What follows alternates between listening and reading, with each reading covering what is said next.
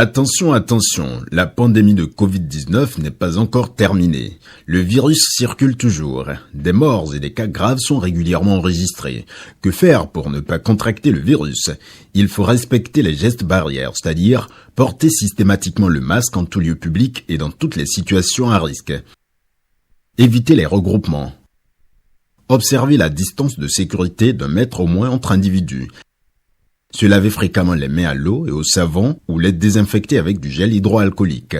Nettoyer régulièrement les surfaces ou objets avec lesquels les mains peuvent être en contact, à savoir table, téléphone portable, poignée de porte, volant ou guidon lorsqu'on n'est pas seul à conduire les véhicules ou que les objets sont manipulés par plusieurs utilisateurs. Pour tout savoir sur l'épidémie du coronavirus au Bénin, rendez-vous sur le site web www.gouv.bj/coronavirus. Ceci est un message du gouvernement de la République du Bénin. Bonjour à tous, dans l'actualité ce 13h, c'est parti pour l'enregistrement des candidats à l'élection présidentielle. Ils laisseront leurs messages qui vont passer sur les ondes du service public. Le président de la HAC était sur place pour s'en assurer. La délégation de la Banque arabe pour le développement économique en Afrique continue sa mission au Bénin. Elle était ce lundi sur les chantiers financiers par l'institution à Dangbo et à Lokossa.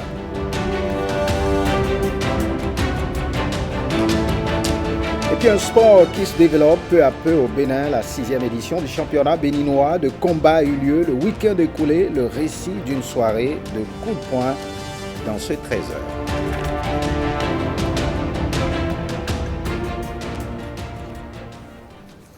Voilà pour le sommet. Bienvenue si vous nous rejoignez. Les enregistrements des candidats pour la campagne médiatique ont démarré hier mardi à l'Office de radio, diffusion et télévision du Bénin. Pour s'en assurer, le président de la Haute Autorité de l'Audiovisuel et de la Communication est descendu dans les locaux de l'ORTB. On écoute Rémi Prosper Moretti au micro de Jérôme Ongbo et François Zissou.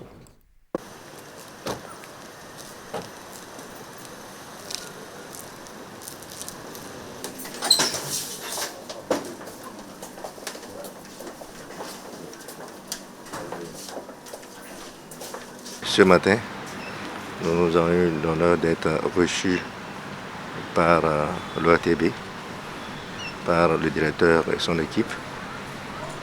Nous sommes venus visiter les locaux prévus pour les candidats pour la campagne médiatique.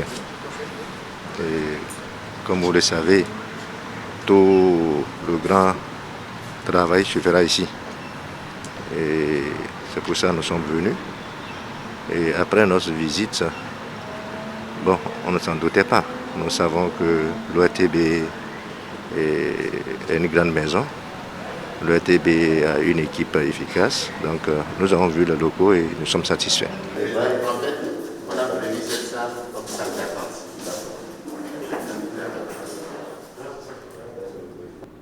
Eh bien, dans cette même ferveur des présidentielles 2021, l'association de consommateurs Bénin Santé Survie du consommateur sensibilise les Béninois à la paix. Des membres de l'association ont investi le carrefour Sika Toyota avec pancartes et instruments de musique pour dire aux Cotonois qu'il faut préserver à tout prix la paix.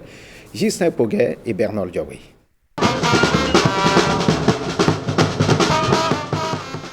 On est à Cotonou, au carrefour Sika Toyota. Il est 7 heures. Musique et sensibilisation à la paix. La paix, c'est aussi de la consommation. Et si la paix est menacée, cela peut compromettre aussi la consommation.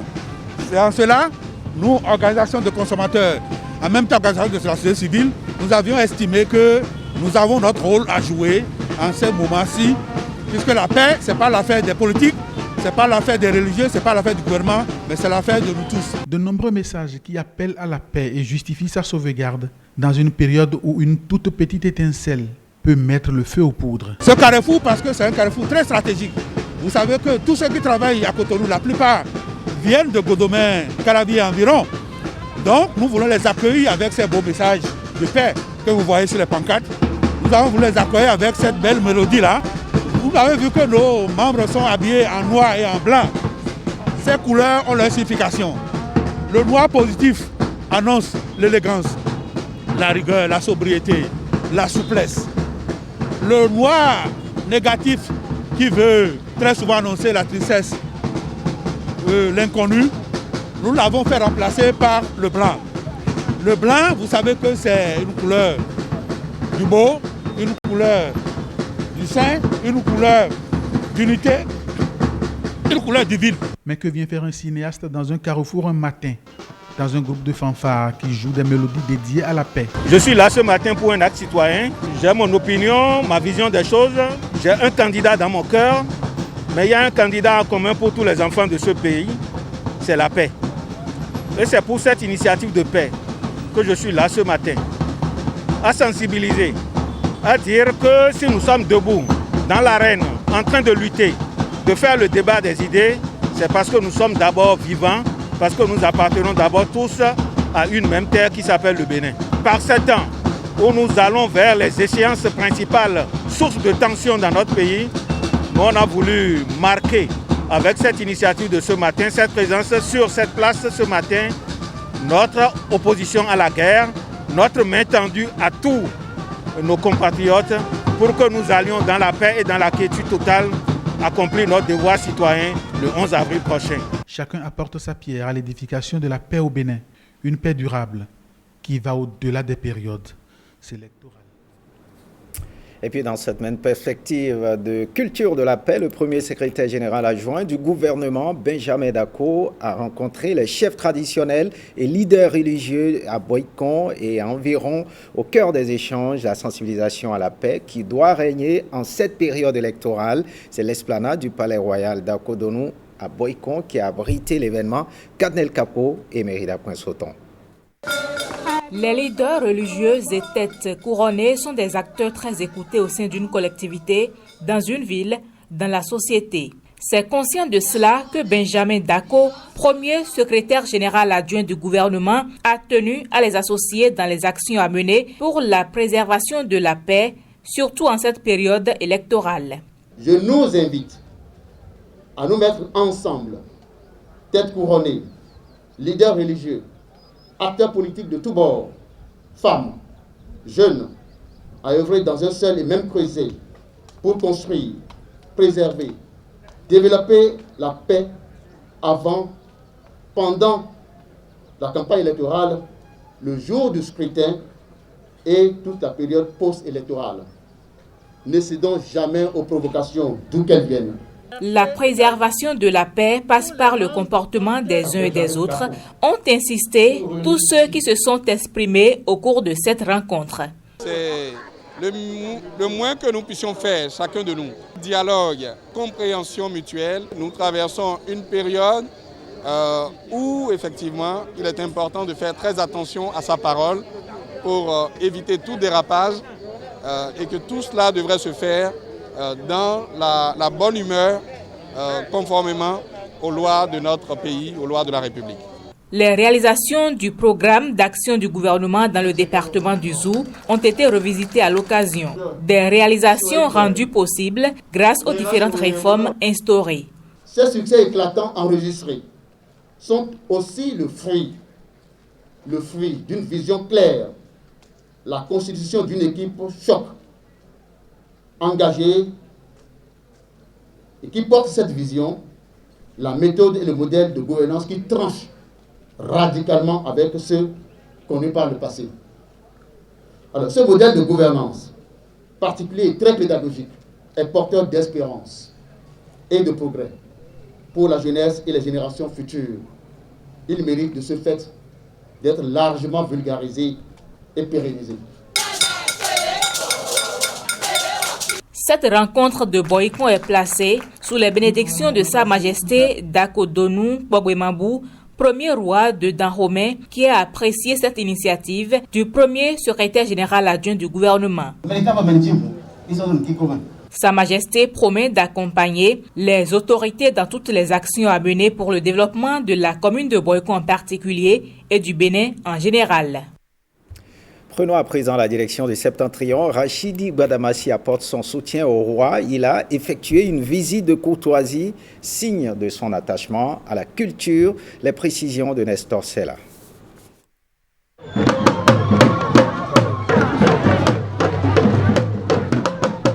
Rachid Gbadamassi, l'hôte du village de Darno, dans la commune de Ndali, reçoit les honneurs de son titre royal de Sounon Boukou Soura et de Sounon Boukou Kera.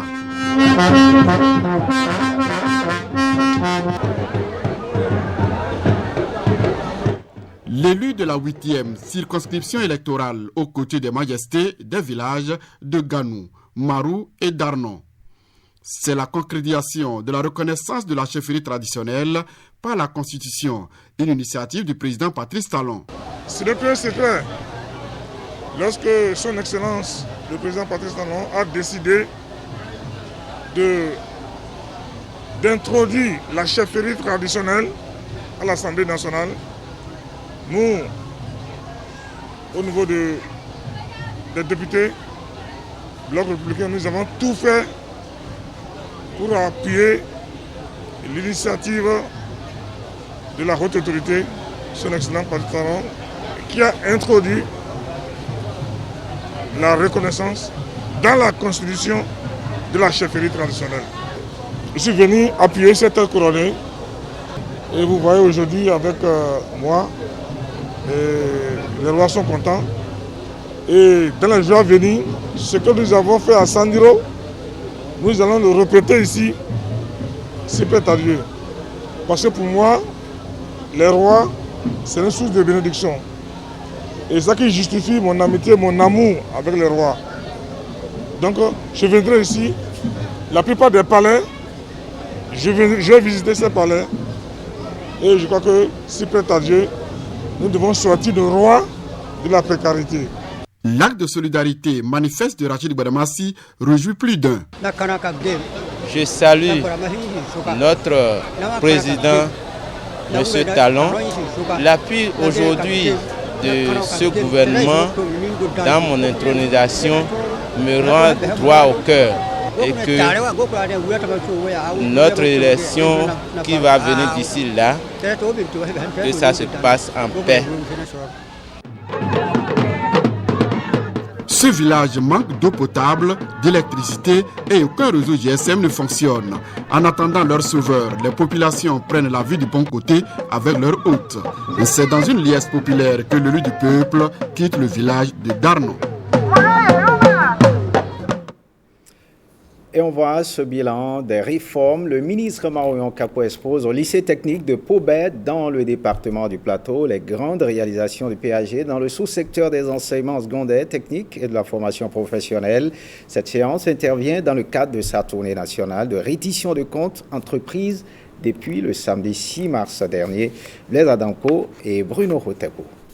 Dans la perspective de reconstruire le système éducatif qui doit être en phase avec les ambitions économiques, de grandes actions, de grands projets, de grands programmes ont été engagés au cours du quinquennat 2016-2021. Les premiers propos du ministre Marion Kapo face aux acteurs du sous-secteur des enseignements secondaires, techniques et de la formation professionnelle du département du Plateau. Au lycée technique de Pobet, lieu de la rencontre, l'autorité révèle que sur 9 réformes prévues par le PAG, 8 sont réalisées.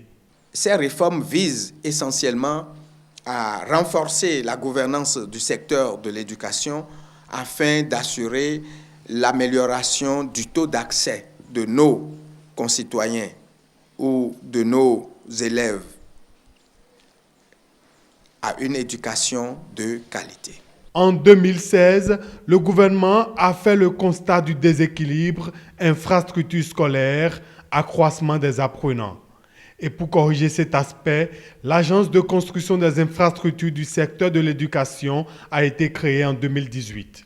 Elle est chargée de gérer la réalisation des salles de classe. Les résultats de cette réforme sont présentés. Ce que nous avons fait à ce niveau-là, c'est de construire ces infrastructures. Certes, ce n'est qu'un début, mais ce que nous avons fait est très important par rapport à ce qui existait. Nous avons construit 1034 salles de classe sur toute l'étendue du territoire national. Cela a permis donc, et je parle surtout des 1034 salles de classe, cela a permis d'impacter 31 500 apprenants. La plateforme EducMaster a permis un suivi des apprenants et des enseignants. L'autorité ministérielle, dans son exposé, annonce également que le numérique sera désormais un outil de pilotage du système éducatif. Ce numérique-là doit permettre en réalité au système éducatif de mieux se conduire. C'est-à-dire que le numérique doit devenir une discipline d'enseignement et également un outil devant permettre à dispenser les cours, ce qui est également en cours actuellement. Promotion de l'alphabétisation et de l'éducation des adultes, mise en place du Conseil national de l'éducation. Marouyon Kakpo n'a rien laissé au tapis. Face à ses interlocuteurs, il dévoile l'ambition du gouvernement d'avoir un nouveau modèle de collège. Nous avons besoin d'avoir un nouveau modèle de collège. Surtout aujourd'hui où nous disons que nous devons rapprocher les établissements d'enseignement de nos populations. Les collèges où nous n'aurons pas beaucoup d'effectifs et qui seront proches des populations, ces collèges-là vont demeurer ou vont continuer de porter le nom collège. Les collèges qui auront des effectifs importants seront appelés les lycées, où nous aurons de la 6e en terminale ou de la seconde en terminale, c'est-à-dire le second cycle de l'enseignement secondaire, et le premier cycle va continuer de s'appeler collège. Pour y arriver, les différentes réformes dont je viens de parler, telles que le socle commun de compétences et de connaissances, il faudra les adapter à ce modèle de collège. Nous vous remercions et nous profitons de l'occasion pour vous féliciter pour votre très long et très beau et très convaincant exposé. Et cela va sans dire que oui, nous sortirons d'ici tout à l'heure même comblés, satisfaits. Nous pourrions déjà féliciter le gouvernement que vous représentez ici pour avoir mis les bonnes stratégies, les stratégies adéquates pour assurer l'accès de tous à une éducation de qualité.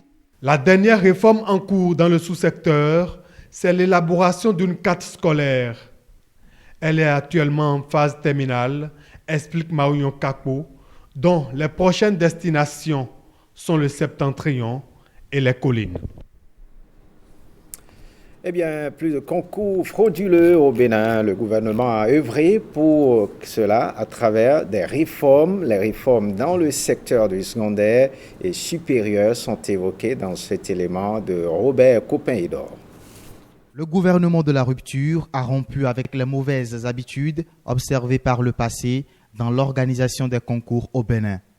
Ainsi, il a opté pour des réformes appréciées de tous. Je pense qu'aujourd'hui, les concours sont organisés avec une certaine précision, une certaine diligence que je ne vois rien à reprocher à tous ces concours. Moi, personnellement, j'apprécie tel que ça se passe. Dans la petite histoire, il y a eu des concours à la CNSS qu'on a dû annuler parce que c'était entaché de fraude, d'incorrection et d'incongruité. Voilà une preuve, n'est-ce pas, de sa loyauté. Alors, on ne peut que saluer ça. Le mécanisme qui est nouvellement mis en place nous permet d'avoir aussi les résultats à temps. Aujourd'hui, on constate que le taux de corruption et d'influence relationnelle, si je dois l'appeler ainsi, est un peu mise en rabais. Et c'est la valeur, qualité de compétence qui est vraiment aujourd'hui considérée dans les résultats. Je suis agent contractuel de l'État, recruté au profit du ministère des Sports en 2017. J'ai composé un 7 octobre et le 18 octobre, les résultats sont sortis. Les résultats étaient sortis en un temps record, n'est-ce pas? Je ne pouvais jamais imaginer qu'un jour après ma composition, les résultats pouvaient sortir. Parce que ce à quoi on était habitué est qu'après la composition, il faut attendre 3 mois, il faut attendre 4 mois, 6 mois, parfois une année entière avant que les résultats ne sortent. Mais le mien et le résultat de toute ma promotion était sorti juste un jour après. Vous voyez, cela est le symbole même de la transparence. Et après la sortie des résultats, nous n'avons pas eu comme d'habitude les murmures des syndicalistes, les murmures des uns et des autres. C'était passé en toute tranquillité parce que tout le monde était satisfait. La modernisation du système et le nouveau dispositif de gestion des concours mis en place, tels que la plateforme des inscriptions en ligne, déconcentrée dans certains départements, répondent aux besoins d'équité, de justice et aux soucis de promotion de l'excellence. On ne peut que remercier le chef de l'État pour cette option de franchise, pour cette option de transparence. Aujourd'hui, moi, j'ai devant moi toute une carrière dont je suis très content. Il est important que nous puissions continuer à féliciter et à encourager le gouvernement dans cette dynamique. Avec le nouveau départ, c'est la transparence. Pas besoin d'être parrainé ou de disposer de ressources financières pour réussir à un concours d'État. Le travail bien fait et le mérite sont de mise. Parlons de cette visite. La délégation de la Banque arabe pour le développement économique en Afrique continue sa mission. Les membres de cette délégation étaient ce lundi sur les différents chantiers financés par l'institution à Dangbo et à Lokossa. Jean-Claude James et Simon Villon. Site du projet de construction et d'équipement de l'Institut de mathématiques et de sciences physiques de Dangbo, deuxième phase. Premier chantier visité par la délégation composée des émissaires de la BADEA, Banque arabe pour le développement économique en Afrique, et du chargé de mission du chef de l'État. Ici, la séance d'échange a révélé que tout n'est pas rose, mais l'espoir est toujours permis. Il faut écrire à l'assise. On n'écrit pas à l'entreprise, il faut écrire à l'assise. Vous soulevez l'assise et l'assise va écrire à l'entreprise. Pourquoi ces visites sont importantes? Parce que la gestion d'un projet, ça ne se fait pas dans le bureau. Quand vous avez terminé les travaux de bureau, il faut aller maintenant sur le terrain et pour voir un peu concrètement quelles sont les difficultés et réunir les acteurs et pouvoir apporter des solutions. Donc c'est ce que nous avons fait depuis ce matin ici. Vous avez constaté effectivement que à travers l'interaction forte entre l'entreprise, la mission de contrôle, le maître d'ouvrage délégué et bien sûr la mission de la BADEA, il y a une contribution très significative pour solutionner les problèmes pendants. Si bien que nous avons la certitude qu'avec ce qu'on a retenu, les conseils et recommandations qu'on a donnés, le projet maintenant est reparti de plus belle et que les objectifs de fin de construction seront réalisés. D'une manière générale, donc, on se réjouit que les travaux ils ont bien démarré, mais quand même il reste des contraintes et des aspects qu'il faut un peu surmonter pour que l'entreprise puisse terminer le projet dans les meilleurs délais possibles. Le coût global du projet c'est environ 5,5 millions de dollars et la BADEA finance le projet à hauteur de 5 millions de dollars. Après Dangbo, cap sur le chantier de l'École nationale supérieure de l'enseignement technique de Lokossa. La formule de questions-réponses a été respectée. Elle a permis d'avoir une idée du taux d'exécution des travaux qui est à 70%. Un planning pour la suite. Sincèrement, nous sommes très impressionnés par l'état d'avancement des travaux, malgré les contraintes un peu du retard qui sont posées au début à cause du Covid dans l'année dernière. Mais nous sommes très satisfaits de l'état d'avancement, donc on est à 70%, donc l'entreprise avec la mission de contrôle sont annoncés une bonne nouvelle, c'est-à-dire ils vont terminer les travaux au plus tard juin de cette année-là. À notre niveau, on souhaiterait également, sur proposition de son Excellence, Monsieur le ministre d'État, d'engager parallèlement à la phase d'achèvement des travaux, la composante en rapport avec l'acquisition des équipements. Nous sommes très satisfaits de constater, en tout cas la mission, que les propositions qui avaient été formulées ont fait l'objet d'actions concrètes. Et ça, c'est un côté absolument positif. Et sur la même lancée, nous avons visité les installations. Donc aujourd'hui, 6 mois après, on a constaté qu'il y a une avancée tout à fait remarquable.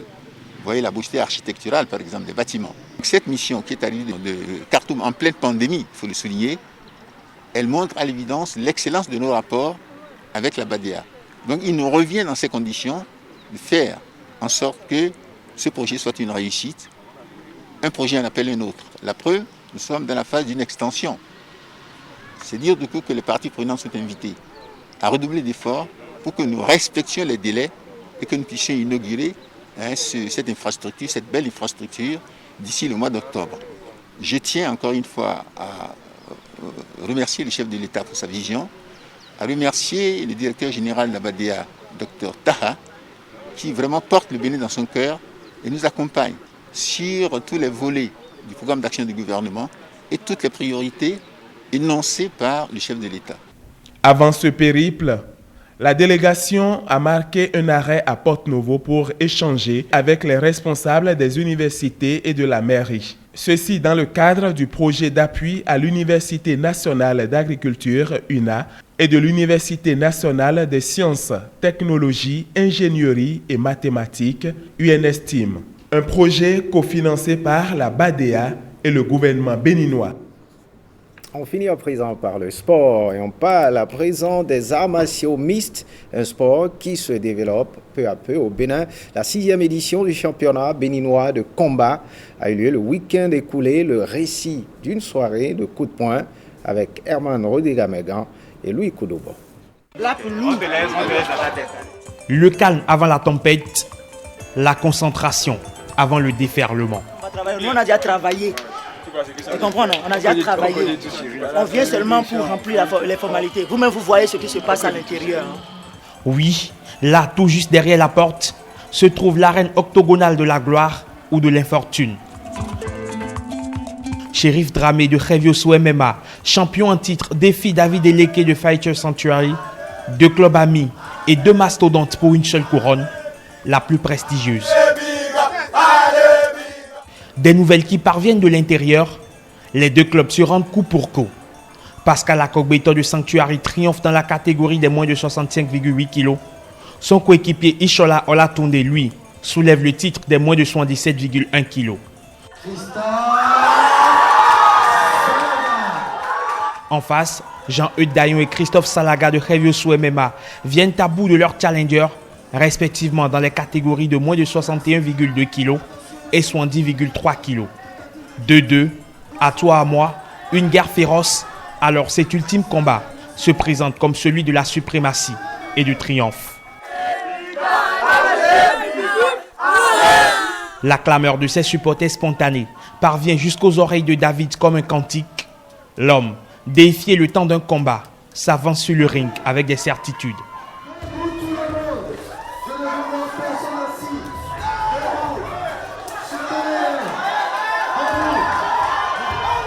Mais dans l'enclos, c'est l'orgueil du champion qui s'exprime. Shérif va saquer peu à peu les fondations de son adversaire à coups de poing, de pied, de coude ou encore de genoux et finit par démolir le roc. Au bout du premier round de 5 minutes, David, le visage boursouflé, est à terre et renonce. L'opposition tant annoncée tourne à une simple formalité. Moi, je peux dire que j'ai tout juste travaillé. Comme ce que mes coachs m'ont conseillé, c'est ça que j'ai appliqué. J'applique les conseils de mes coachs. Parfois, il suffit juste de faire le geste simple, comme respecter les consignes de l'entraîneur. David, très fair-play, Shérif assure le show, un service après-vente bien mérité.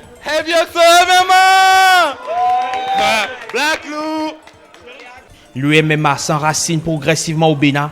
Cet art martial hybride dont l'ancêtre se retrouve dans la Grèce antique a connu le jour aux États-Unis, s'est épanoui au Brésil avant d'émigrer outre-Atlantique. Je pense qu'on est en train d'amorcer au Bénin un nouveau niveau de maturité dans le MMA. Les victoires qu'on a eues ont été très serrées, mais je suis quand même content qu'on en ait eu quelques-unes. Il faut reconnaître que ce n'est pas un jeu qui est connu au Bénin. Mais petit à petit, ça commence pas à devenir vraiment, ça commence pas à prendre de l'ampleur. C'était super intéressant. C'est la première fois que je participais. C'était vraiment intense. C'était une super soirée, vraiment bien organisée. Le déroulement était top. Donc vraiment, j'ai expérience incroyable. Ils sont venus et ils ont vu des combattants d'un genre nouveau. Ils repartent de ce 6e BFC avec le souvenir de 2 équipes structurées et compétitives. Et surtout, un David manifestement tombé sur un Goliath ce soir, bien plus fort. Et ce journal se refait. Merci de l'avoir suivi. Bonne suite des programmes sur l'ORTB. Passe sans vous.